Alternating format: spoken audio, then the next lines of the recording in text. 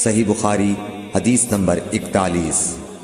حضور اکرم صلی اللہ علیہ وآلہ وسلم نے ارشاد فرمایا کہ جب ایک بندہ مسلمان ہو جائے اور اس کا اسلام عمدہ ہو، یقین و خلوص کے ساتھ ہو، تو اللہ اس کے گناہ کو جو اس نے اس اسلام لانے سے پہلے کیا معاف فرما دیتا ہے، اور اب اس کے بعد کے لیے بدلہ شروع ہو جاتا ہے، یعنی ایک نیکی کے عوض 10 گناہ سے لے کر 700 گناہ تک ثواب، اور ایک برائی کا اسی برائی کے مطابق بدلہ دیا جاتا ہے، مگر یہ کہ اللہ تعالیٰ اس برائی سے بھی درگزر کرے اور اسے بھی معاف فرما دے، یہ بھی اس کے لیے آسان ہے۔ صحیح بخاری حدیث نمبر 42۔ رسول اللہ صلی اللہ علیہ وسلم نے فرمایا کہ تم میں سے کوئی شخص جب اپنے اسلام کو عمدہ بنا لے، یعنی نفاق اور ریا سے پاک کر لے، تو ہر نیک کام جو وہ کرتا ہے اس کے عوض 10 سے لے کر 700 گناہ تک نیکیاں لکھی جاتی ہیں، اور ہر برا کام جو کرتا ہے تو وہ اتنا ہی لکھا جاتا ہے جتنا کہ اس نے کیا ہے۔ صحیح بخاری حدیث نمبر 43۔ رسول اللہ صلی اللہ علیہ وسلم ایک دن حضرت عائشہ رضی اللہ تعالی عنہا کے پاس آئے۔ اس وقت ایک عورت حضرت عائشہ رضی اللہ تعالی عنہا کے پاس بیٹھی تھی۔ آپ صلی اللہ علیہ وسلم نے دریافت کیا، یہ کون ہے؟ عرض کیا، فلاں عورت، اور اس کی نماز کے اشتیاق اور پابندی کا ذکر کیا۔ آپ صلی اللہ علیہ وسلم نے فرمایا، ٹھہر جاؤ، سن لو کہ تم پر اتنا ہی عمل واجب ہے جتنے عمل کی تمہارے اندر طاقت ہے۔ اللہ کی قسم، ثواب دینے سے اللہ نہیں اکتاتا، مگر تم عمل کرتے کرتے اکتا جاؤ گے، اور اللہ کو دین کا وہی عمل زیادہ پسند ہے جس کی ہمیشہ پابندی کی جا سکے، اور انسان بغیر اکتائے اسے انجام دے۔ صحیح بخاری حدیث نمبر 44۔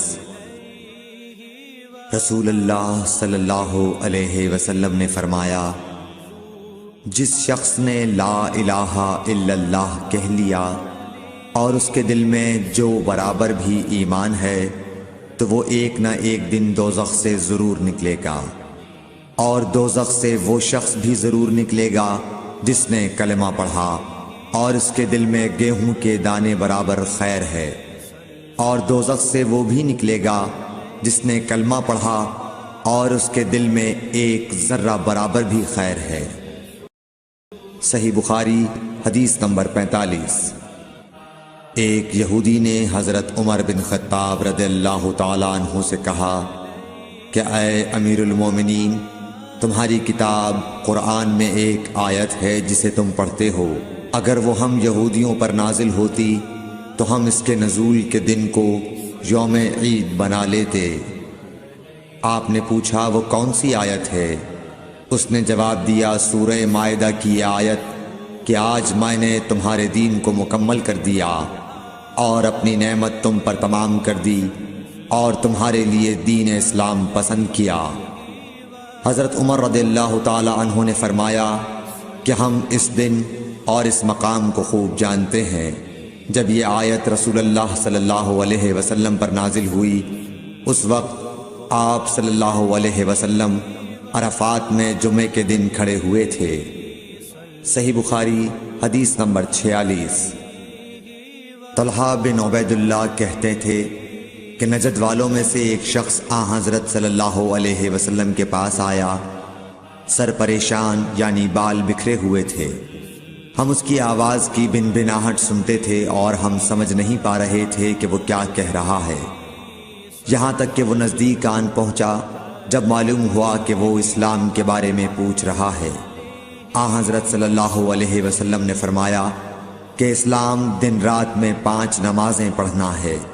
اس نے کہا، بس اس کے سوا تو اور کوئی نماز مجھ پر نہیں۔ آپ نے فرمایا، نہیں، مگر تو نفل پڑھے تو اور بات ہے۔ حضرت صلی اللہ علیہ وسلم نے فرمایا، اور رمضان کے روزے رکھنا۔ اس نے کہا اور تو کوئی روزہ مجھ پر نہیں ہے؟ آپ نے فرمایا نہیں، مگر تو نفل روزے رکھے تو اور بات ہے۔ طلحہ نے کہا اور آن حضرت صلی اللہ علیہ وسلم نے اس زکوٰۃ کا بیان کیا۔ وہ کہنے لگا کہ بس اور کوئی صدقہ مجھ پر نہیں ہے؟ آپ نے فرمایا نہیں، مگر یہ کہ تو نفل صدقہ دے تو اور بات ہے۔ پھر وہ شخص پیٹھ موڑ کر چلا گیا، یوں کہتا جاتا تھا قسم خدا کی میں نہ اس سے بڑھاؤں گا نہ گھٹاؤں گا۔ آن حضرت صلی اللہ علیہ وسلم نے فرمایا اگر یہ سچا ہے تو اپنی مراد کو پہنچ گیا۔ صحیح بخاری حدیث نمبر 47۔ آن حضرت صلی اللہ علیہ وسلم نے فرمایا جو کوئی ایمان رکھ کر اور ثواب کی نیت سے کسی مسلمان کے جنازے کے ساتھ جائے اور نماز اور دفن سے فراغت ہونے تک اس کے ساتھ رہے تو وہ 2 قیرات ثواب لے کر لوٹے گا۔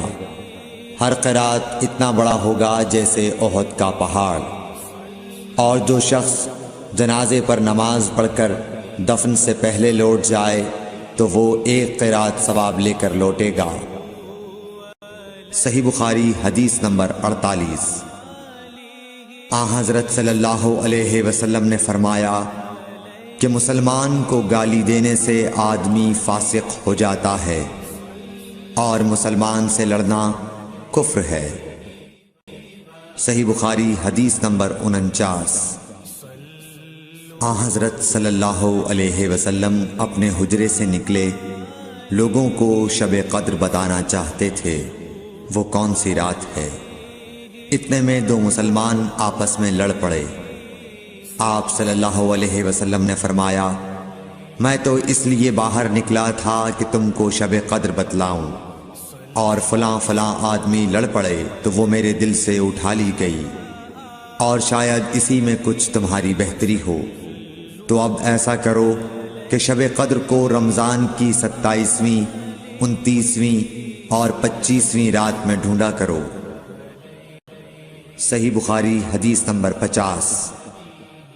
ایک دن آن حضرت صلی اللہ علیہ وسلم لوگوں میں تشریف فرما تھے کہ آپ کے پاس ایک شخص آیا اور پوچھنے لگا کہ ایمان کسے کہتے ہیں؟ آپ صلی اللہ علیہ وسلم نے فرمایا کہ ایمان یہ ہے کہ تم اللہ پاک کے وجود اور اس کی وحدانیت پر ایمان لاؤ، اور اس کے فرشتوں کے وجود پر، اور اس اللہ کی ملاقات کے برحق ہونے پر، اور اس کے رسولوں کے برحق ہونے پر، اور مرنے کے بعد دوبارہ اٹھنے پر ایمان لاؤ۔ پھر اس نے پوچھا کہ اسلام کیا ہے؟ آپ صلی اللہ علیہ وسلم نے پھر جواب دیا کہ اسلام یہ ہے کہ تم خالص اللہ کی عبادت کرو اور اس کے ساتھ کسی کو شریک نہ بناؤ، اور نماز قائم کرو، اور زکوٰۃ فرض ادا کرو، اور رمضان کے روزے رکھو۔ پھر اس نے احسان کے متعلق پوچھا۔ آپ صلی اللہ علیہ وسلم نے فرمایا احسان یہ ہے کہ تم اللہ کی عبادت اس طرح کرو گویا تم اسے دیکھ رہے ہو۔ اگر یہ درجہ نہ حاصل ہو تو پھر یہ تو سمجھو کہ وہ تم کو دیکھ رہا ہے۔ پھر اس نے پوچھا کہ قیامت کب آئے گی؟ آپ صلی اللہ علیہ وسلم نے فرمایا کہ اس کے بارے میں جواب دینے والا پوچھنے والے سے کچھ زیادہ نہیں جانتا، البتہ میں تمہیں اس کی نشانیاں بتلا سکتا ہوں۔ وہ یہ ہیں کہ جب لونڈی اپنے آقا کو جنے گی، اور جب سیاہ اونٹوں کے چرانے والے دیہاتی لوگ ترقی کرتے کرتے مکانات کی تعمیر میں ایک دوسرے سے بازی لے جانے کی کوشش کریں گے، یاد رکھو قیامت کا علم ان 5 چیزوں میں ہے جن کو اللہ کے سوا کوئی نہیں جانتا۔ پھر آپ صلی اللہ علیہ وسلم نے یہ آیت پڑھی کہ اللہ ہی کو قیامت کا علم ہے کہ وہ کب ہوگی۔ پھر وہ پوچھنے والا پیٹھ پھیر کر جانے لگا۔ آپ نے فرمایا کہ اسے واپس بلا کر لاؤ۔ لوگ دوڑ پڑے مگر وہ کہیں نظر نہیں آیا۔ آپ صلی اللہ علیہ وسلم نے فرمایا کہ یہ جبرائیل علیہ السلام تھے جو لوگوں کو ان کا دین سکھانے آئے تھے۔